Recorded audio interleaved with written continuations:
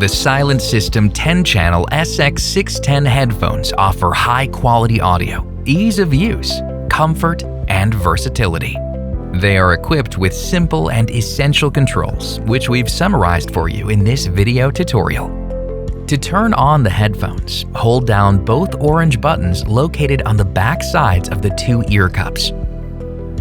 On the back of the right ear cup, there is a push-button selector for changing channels and a lever selector to choose the desired block of channels, from 1 to 5 or from 6 to 10. The orange button on the left ear cup adjusts the volume, acting as a potentiometer. Holding it down reduces the volume, while pressing it repeatedly increases the volume.